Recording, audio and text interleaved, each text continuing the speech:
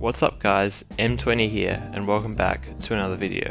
It's making my previous guide on gaining MMR in Dota 2, a lot has changed, of which most importantly the introduction of a new ranking system in the patch earlier this week.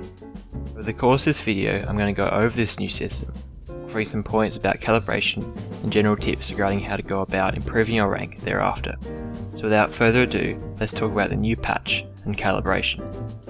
The latest patch brought with it medals correlating to the already apparent MMR groups in previous patches. Although the new system seems completely new, it is entirely based on the old one, whereby each medal corresponds to your peak rank obtained during the season. All 7 medals are displayed on the screen with their corresponding MMR ranges. Each medal corresponds to an 840 MMR difference, and the Divine medal corresponds to all players above approximately 5k MMR. Each medal has 6 stars within, each relating to a 140 MMR increase from the previous star. This data was taken from a Reddit post, so it is not entirely confirmed, only speculated. Only a real big change to how MMR works is now that it's seasonal rather than continuous as previously known. This allows existing players to recalibrate their MMR at the end of each ranked season, obviously ruining account buys and aiding those who may have improved significantly over the time period.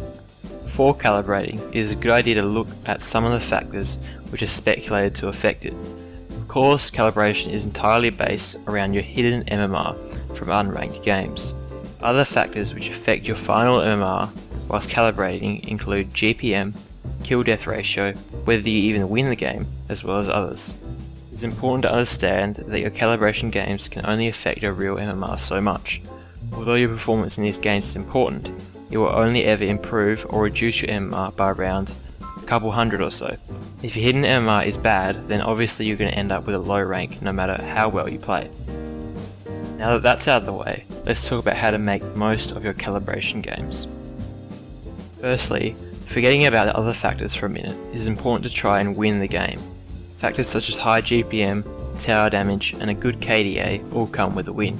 So instead of picking a carry such as AM or Medusa, it may be more advisable to pick a support or offlane to aid the team. Seeing as this system is fairly new, everybody will be recalibrating at the moment, and often the carry and mid roles will be filled within seconds.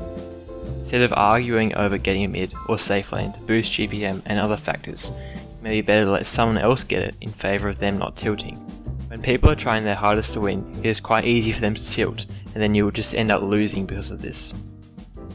Secondly, contradictory to the first point, it may be advisable to pick heroes that are good at boosting some of these factors, such as GPM, tower damage, and other factors.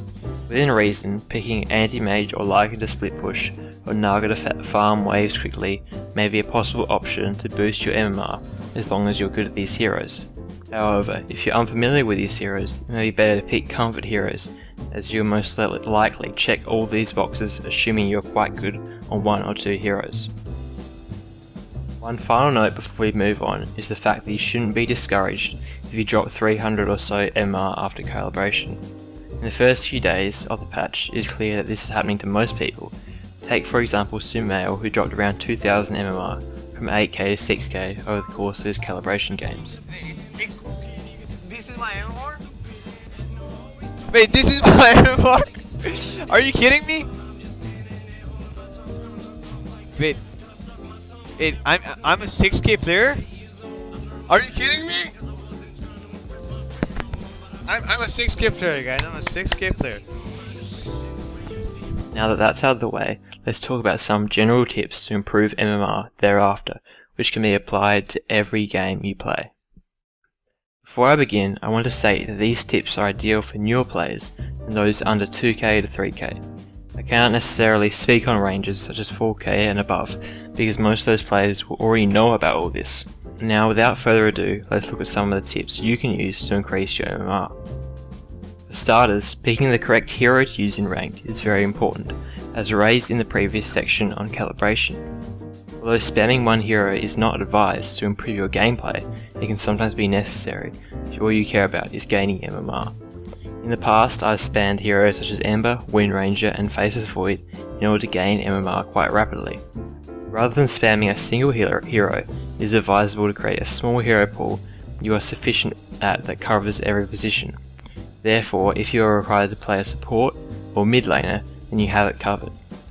Whilst picking this personalised list, it is important to consider meta heroes that may be broken in the current patch.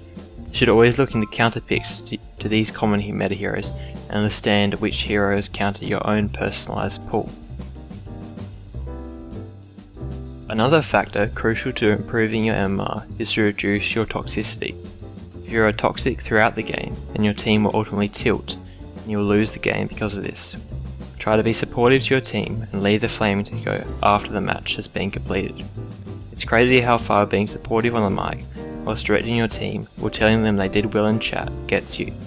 Also, while directing your team, try to restrain from suggesting others how to play the game, even if they are tilting you. Often people will take a comment the wrong way, such as suggesting someone to pick up a BKB may result in them getting tilted at your indistinct superiority. As a bridge from the last point, communicating with the chat wheel is a great way to support and direct your team. 3 simple commands everyone should have on the chat wheel are well played, push, and back. A simple well played when not used in a sarcastic manner is a good way to support the team after a successful kill or objective taken. Additionally, using push after a team fight is a good way to direct your team to take objectives and ultimately push the advantage they've got, rather than going back to farming.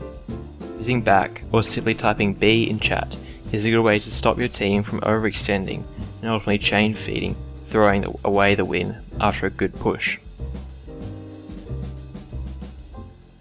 The efficiency at which you play the game is crucial to improving your MMR. If you watch any professional replays, such as those from Arteezy, these players are very efficient in the laning stages, rotations, and farming patterns. Although it is rare you'll get a high capability support player in low ranks to stack and pull for you, improving your last hitting and farming patterns are crucial in gaining an advantage over your teammates. Simply launching up a practice game and practicing to get every last hit and deny for 10 minutes, then eventually rotating into the jungle and pulling to reset the wave is a great way to improve your laning efficiency. There should never be a time in a real game where you are neither getting XP or gold.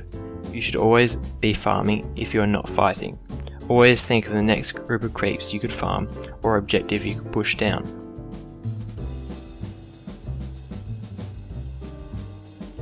Watching your own replays as well as pro replays is a great way to assess your mistakes and improve your game without playing actual games. Learning farming rotations and how to operate your hero effectively are all benefits of watching professional replays or matches. Whilst watching your own replays, make sure to think about your itemization during the game and assess your decision making throughout the different stages of the game. If you end up losing a team fight, rewind and think about what you could have done better to prevent or minimize the loss. Whilst watching your own replays, it should be easy to see your inefficiencies. You should realize that it's rarely your teammates' fault you will lose the game. Professional or higher MMR replays are also great to adapt your playstyle with. A great website to find these replays is located in the description below. For my final point, I want to talk about pushing. It's crucial to push the advantage in low MMR games. Often people will just return to farming when there is no need to. If you take a team fight, always look to take an objective or Roshan to snowball your advantage. Often these team fight wins come at power spikes for one or more of your heroes. If you leave it too late, you will lose this apparent advantage or take too long and end up overextending because of this.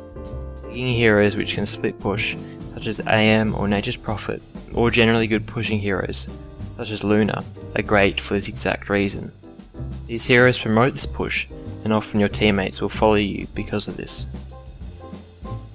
Ultimately, these tips are only a handful of improvements you can implement to improve your MMR. Improving your mechanics and game sense can only be gained from actually playing the game. Therefore, the more you play, the better you'll get.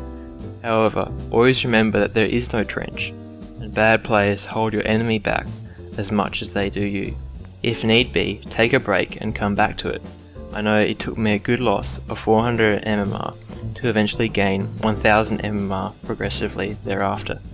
If you guys enjoyed this guide, then make sure to click that like button and subscribe to the channel. If you have time, consider checking out another video such as my first guide on gaining MMR a whole year ago. Anyway guys, thanks for watching the video and I'll see you guys next time.